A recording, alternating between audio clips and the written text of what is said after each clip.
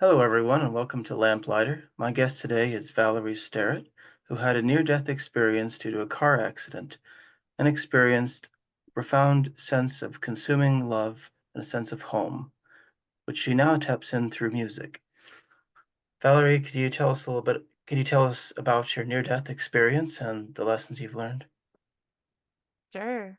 Um, well, when that happened, I was 15. It was in 1997. And I remember it because it was like a month after Princess Diana died in a car accident. Because I actually wrote it in my journal and then I stopped writing in my journal and then a month later. So when you turn the page, it's like her accident and then my accident, which was interesting. Um, but I remember writing in the journal, like, don't forget or deny what happened to you. And what happened was, so it was like a Sunday morning and um my cross country team did like a kidnap breakfast. I don't know if you've ever heard of that, where they like kidnap you and take you to breakfast and at someone's house, like waffles and things like that. And anyways, I was telling one of the girls there, oh, I need to leave soon because I have to get to church. She's like, oh, I have to go to church too. Um, and we were just talking about our faith. She's like of a different Christian faith. Um, but she offered to give me a ride, and so her mom uh picked us up and they're driving. So this was in Newbury Park. So there's a back road called Potrero, where in California, where people like to drive down or go hiking and biking and things like that. And so these two girls were coming back from surfing actually. So probably close to like the Oxnard, Ventura Beach area. And they blew through the stop sign and hit us, like T-boned. And obviously I was like behind the front passenger seat in and yeah, so it hit us and immediately I was like it was like I was transported to like the other side, which was like almost like another dimension in a way. And I just remember a woman standing before me. She looked kind of like me, like even hair wise, like curly tendrils. And and it was like I didn't really know who she was, but she knew who I was, but she just had this familiarity about her. And she told me, oh, she like didn't, we were communicating like through our minds. And she said, this is going to be a trial in your life that will uh, lead you to fulfill your purpose. And and anyways, but where she was the most, it was like the most peaceful, happy place, and I recognized where she was as my true home. And it was almost like immediately I was just like, oh, well, this is my home. And I wanted to go with her, and she said, it's not your time yet. And and it seemed to me that Earth was just like kind of like a pinpoint of nothingness, like even though I was like on the other side, but it just um to my mind or my imagination, it just seemed like it's just like a it's not uh I don't know, it's just like not a big deal. I don't know. Like, and I would never think that I would ever want to die or anything. I've always felt kind of invincible. Like, I just want to live life to the fullest. And, um, but it wasn't like I was dead. It was more like I was living on. And and I just, to me, I felt like it was my time, but she told me it wasn't. And then I woke up in the hospital and I could feel a glass in my mouth and my family was there with me. But I remember I didn't, when I was coming to in the hospital, I didn't like remember what had happened right away. I was kind of just settling in, like, where am I, kind of coming to into my consciousness, and like I had a concussion at that point. Um, and then I remember seeing, I still had that radiating feeling of love from seeing this woman. Um, it was like I was coming out of that, and like I was still feeling the remnants, or from what I experienced. It was like left over, and it was slowly fading away into real life, and the pain of my head injuries, or my injuries, yeah, like all that was starting to come to my reality at that moment. And then I saw my friend Megan, and she experienced most of the physical injuries, and like she had broken ribs, a broken leg or something, I think. And I just remember seeing her, but we were both like so sweet and like happy, like to see each other, like, hi, like just kind of in a daze. Um, and I still felt like that heavenly essence in my being from what I had just experienced. And then when I got home, I was trying to remember what happened exactly that weekend. And I was flipping through a photo album, and then immediately I saw the a woman in the photo album, and I recognized her, and then all of a sudden it all came back to me, and I was calling my mom. I was like, "Mom, I saw this woman." And we looked in the album, and it was my great grandmother, Jessie Mitchell. And she said, "Well, that's interesting. Like, me and your dad she came to us in a dream when, before my little sister was born, and she asked them to name her after her, and saying she's going to have a girl and to name her after her. And my mom and dad had both woken up, had the same dream, that she appeared to them." And so yeah, that's like really stuck with me. And I always felt like something about her, like looking after our family and just being really in tune with our family, and that closeness. And it's like it's almost like what my impression was, is that she is doing a great work on the other side, bringing our family together, and like she's a missionary on the other side, like mission work continues on and on, as we bring our families back. And so I don't know, do you have any questions before I go any deeper? Well, that's great. Yeah, I thought there was a lot of things you said that really caught my interest. It was interesting how you described it as feeling like home, because I've heard that from a lot of other near-death experiencers as well. And what you described as like the heavenly essence that stayed with you, the kind of what they call the NDE after effect, that it kind Oh, of see, lingers. I didn't even know that there was terms. I just know my experience. That's Yeah, well, crazy. yeah, it's great that, they've got kind of a language for these things, and it's or they'll have what's called like a spiritually transformative experience where it's not even necessarily an NDE, but has a similar uh, effect.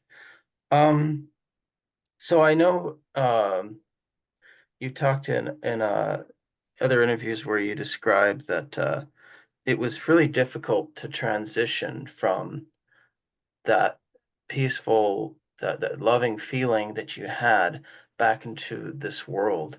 Mhm. And that's been a really interesting theme for me too. Like you said, you've had that heavenly essence that stayed with you when you were back in your body, but that I guess it kind of fades over time until you kind of feel like you're back in this world and like it, Mhm. not like it never happened, but you feel like you've lost a lot of it. And Mhm. I've heard this from like NDErs like Ryan Rampton and Janice Callahan. They struggled to make this transition. And Mhm. even in my own life, like I'm a cancer survivor, and Wow.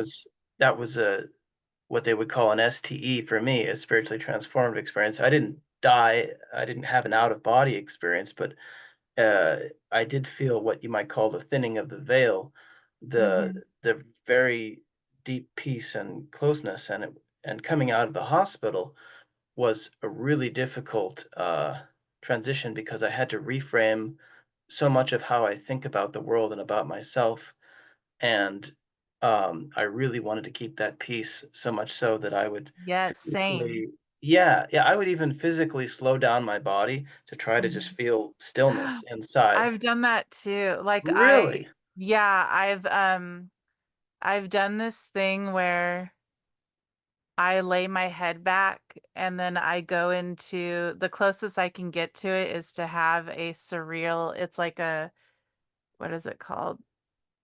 When you lay your head back to go to sleep, you can go into, it's like a dream state, but it's like a, what is it called? It's Like like, an alpha state? I don't know. I just know that like I go into this like deep sleep, but it's like vivid dreaming. It's like lucid dreaming. Is that the right word? Yeah. Where it Yeah, well, almost feels very real. yeah, because a lucid dream is like where you control the events and you're conscious of yourself Yeah. in the dream. It doesn't, it's under your control. Yeah, so I don't know why, but it's like if I when I lay flat on my back and like and tilt my head all the way back and then try to sleep that way, like I don't know if you've ever experimented, but I go into like maybe it's something with the circulation to your brain, I don't know. But I go into this like crazy like I started feeling like I was on a roller coaster and like it was Mhm. real. I don't know, it's so strange. Oh, that's really But cool. I like, later on I would do that because I'm like trying to like find a way to get back there. I don't know. Yeah, no, yeah, I can definitely relate. I don't do exactly that experience, but like I definitely got into sort of a meditation pattern. I didn't even know I was meditating at the time. Mhm. I just was like doing it instinctively, trying to go in this sort of peaceful center in myself. So I would step away into my room and I would pray and I would try to just be really still inside. And then I would feel like the Holy Spirit or God is like just prompting me gently, like this is this is fine, but you're gonna need to get back into the world. You're gonna need to move. And Oh, it was wow. like Yeah, a huge, difficult transition. my husband has actually had experiences with that, where he meditated so deeply, he actually did cross over to the other side. So Oh you'll have wow. I think he wants to share that too, but he's not here. Oh wow. I've heard about that before. Like he Like, had a glimpse and he saw people, like, I don't know, on the other side. It is interesting. But wow. he had like a glimpse and then he came back and he's like, "What?" Oh, that's amazing. But Yeah. he's very spiritually in tuned, like I don't know. I think there is power in his priesthood because every time we lose the keys, I'll say, okay, go pray. It's his prayers that always we find them immediately. It's there's something about him and his prayers. It's like That's cool. So could you tell us more about that transition for you? And I know one of the things you did is you tried to get that feeling back through music. yeah, well, I mean, I always wondered like what exactly happened and what did she all mean like when she said this is going to be a trial in your life to lead you to fulfill your purpose. I'm still every day trying to I mean, I guess time will tell, but I'm still every day trying to figure out what that is. I feel like it is through music because like I mean, I've always been musically talented since I was a kid. I've always been like um just in the creative arts, like even artistically, that's where my strength is. That's where my genius is. But man, like when it comes to just um like learning skills, learning curves and things like that, I'm usually like the slowest like when it comes to reading and I don't know, like I can read a lot, but I don't know, there's just people that are like speed demons when it comes Hmm. just picking up math and sciences Yeah. and Yeah, I'm the same way. okay, I find ways to work around it and or I try to avoid it altogether. No, but no, but sometimes you're just faced with obstacles, and you there's no way out but through. And so that's where I'm at right now in life, actually. But anyways, um, so at that time I was like before the accident, I was a junior Olympic diver and I was working toward an Olympic list and I had high hopes that I'd get a scholarship and I'd go to BYU and that would be my path, my plan in life. But after that accident, I started to fall into like depression and I had immediately I had short-term memory loss where I was it did put me behind in my classes. Like I was actually straight A's. Like I started off really strong and then it's like my sophomore year and then that bumped me back. And I'm like, why? Because I was at I was at like a really even spiritually at a really high place in my life where I was just ready to, conquer my goals and my dreams and at 15. But um and then it just seems like ever since then, I just haven't been the same.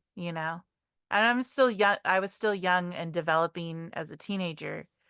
But what happened was I kind of fell into depression. I became a little bit more withdrawn and I was still thinking about the experience of what happened to me, but it's like, yeah, when you come to, you're feeling the weight of the world again. And it's not like, you know, it, that it's like you want to try to gain that peace back and feel, whoever you're supposed to uh be as close as you can to your higher self, you know?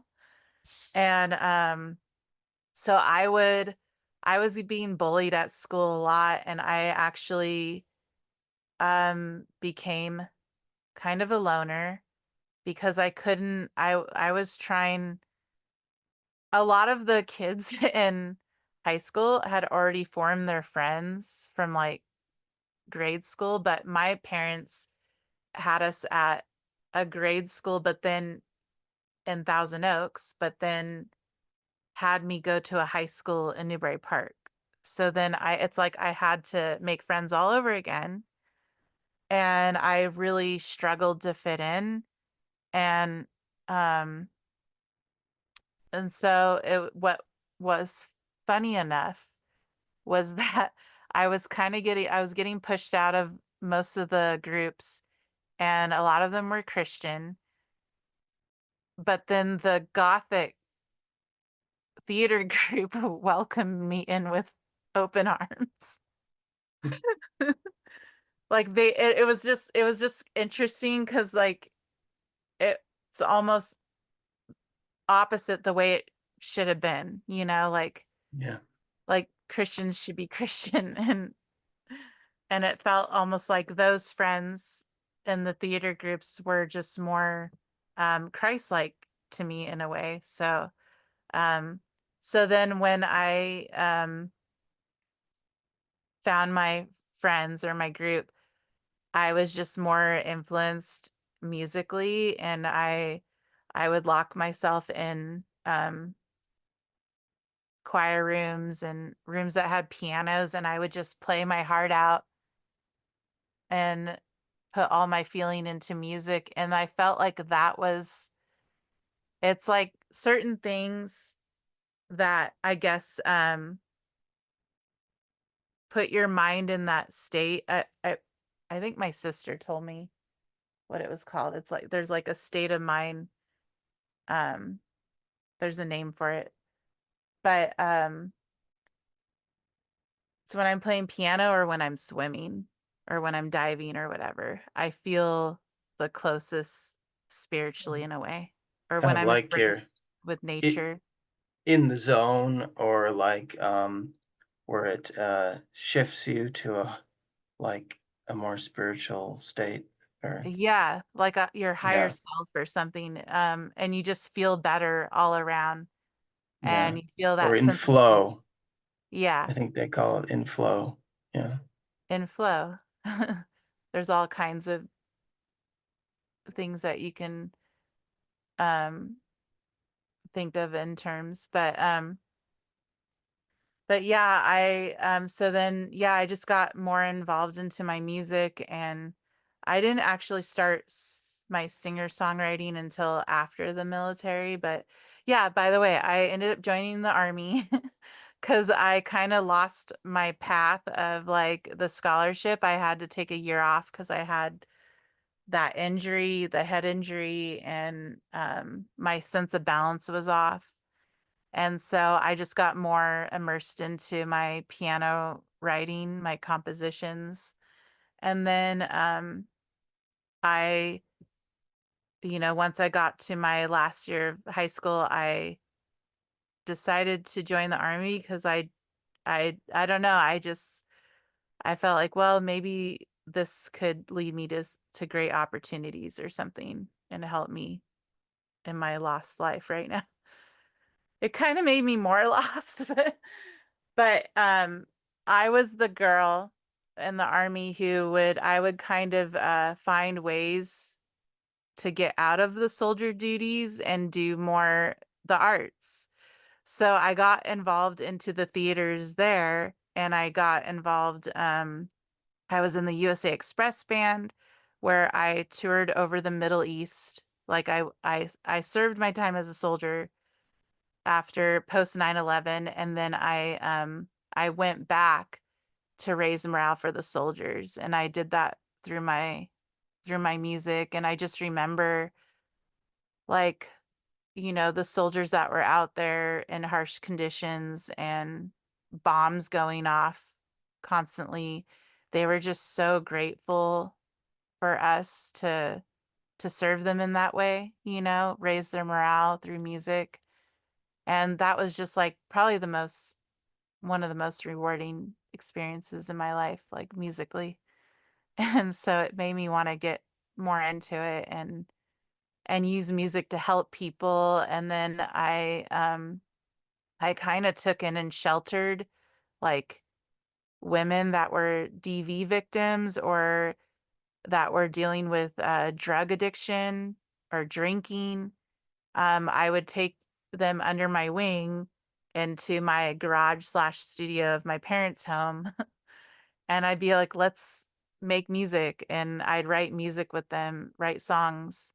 And I did that like throughout my 20s. And I don't know, like, I feel like my purpose is just, I feel like it's not just one purpose. I feel like there's just ever evolving things throughout life that lead you to people, lead you to help and guide people.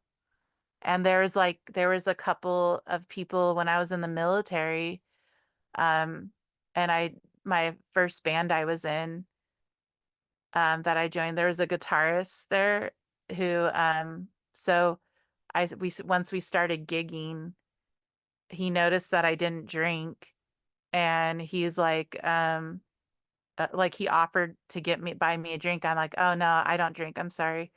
And he's like, you don't drink? Like, I've never heard of that. And I'm like, yeah, I'm a Latter-day Saint Christian, or whatever I called it back then. I'm Mormon. And then the next thing I know, I went to the field as a soldier. I had to leave and go do that. And when I came back from training, I got a phone call from the missionaries, like on my voicemail, saying, "Hey, your friend Johnny would like you to come sing at his baptism." I'm like, "What the heck?" I just had like a random, that was just so random. I didn't expect that, you know? And I was just kind of just through my example. And then there was another lady, like when we were in the when I was in basic training and boot camp, um, and they have you like go into your religious groups, like, okay, the Protestants over here, Methodist, Baptist, whatever your faith is, like and then it came down to me, and I was like the only Mormon, and along with some other guy. And then Susan was like, I don't have a faith. And they're like, you don't have a faith? What? Like the Jill Sargents. And I'm like, it's okay. I'm like, you can come with me. And so I took her in. It was like we all had to go into like this auditorium, and then they had all their religious groups like broken up into like little groups across this room. And so our group was the missionaries, and they just like started teaching her the discussions right then and there. And then I got a letter from her like after the military, and she thanked me. She said, "Thank you so much for welcoming me into your faith. I- like I am now sealed to all my children." And it's just like neat experiences like that happen. So, and I always wanted to go on a mission, but um I thought, oh, I'll do the military, because I didn't we didn't have any, my parents didn't really, they always like taught us to like work for our money. Like they didn't have any funds for us to go to college or set us up for any kind of future. We had to figure it out ourselves. And so I was leaning on the military to help me with that. Um, but yeah, I don't know. I just feel like my purpose in life is just ever evolving and helping people, that whoever I come across, and hopefully, I mean, doing these podcasts, I can touch somebody in some way, through my experiences. No, I love to see those what they call the synchronicities when heaven is working in our lives and leading us to people, and that's that's a really wonderful miracle to experience. And I would think, I mean, do you feel like the NDE made you a lot more sensitive uh, to when God's speaking to you, or when to notice these kinds of opportunities and things like that?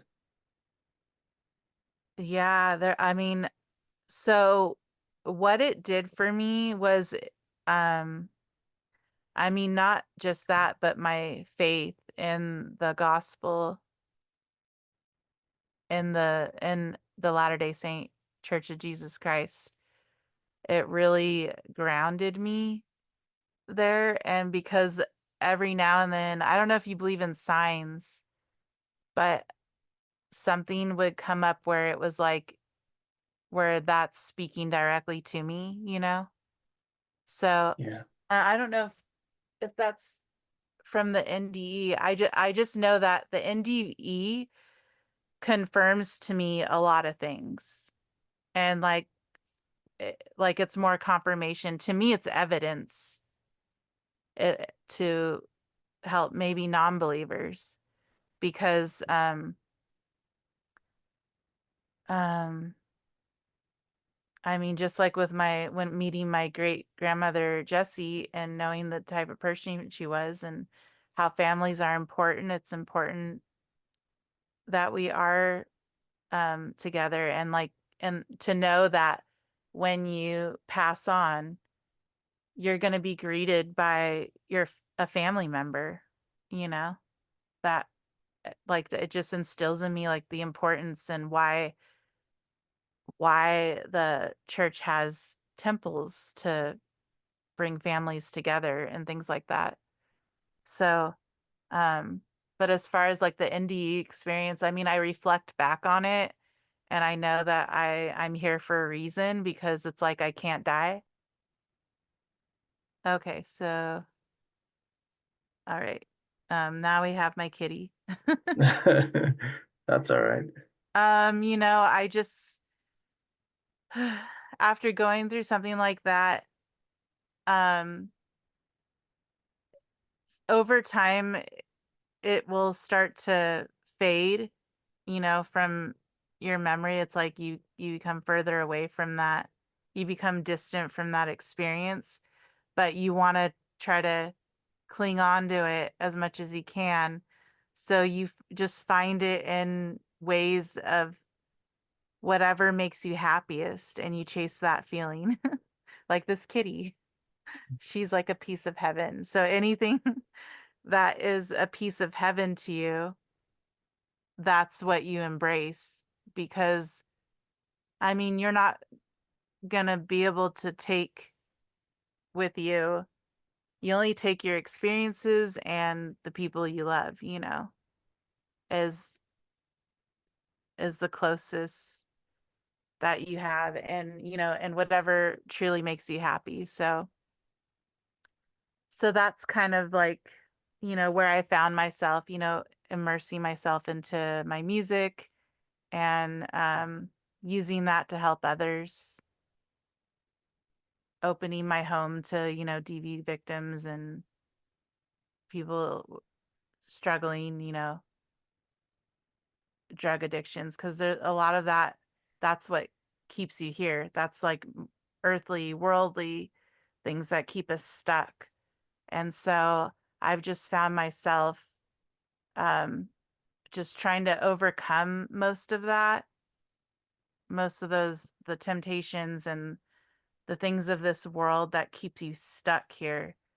Um, I have just found myself, when you overcome those things, when you can overcome addiction, you'll become closer and closer to the other side, because you have to think about what you're leaving behind here, and then all you have is your soul, you know and you have your memories, the love you take with you of your family, your friends, your pets, and your gifts, your talents. And so I just try to embrace all those things, and um the things that make me happy. And most importantly is to thank God and prayer, meditate, whatever you do. Was that a good answer? What Yeah, you're looking thank for? you. That was great. Appreciate so much you sharing your story with us and all the wonderful lessons that you've learned. Is there a way that, like, would you be willing if audience members want to reach out to you? If you're open to that, could you give us some contact information where we could reach you and ask you questions, or learn more? Yeah, I mean, I'm visible like on all my socials. Um, like however you want to reach out to me is fine. My full name is Valerie Rose Sterret, or you can find me under Val Rose, like on Instagram, or Val Rose Music. But yeah, like, um, I want to disclaimer here. Like, I just want to say, like, I'm not trying to like promote my music. It's just a part of who I am. So, but, but yeah, I'm just grateful. Thank you again, Matthew, for having me on to share my experiences, and I hope it helps uplift someone.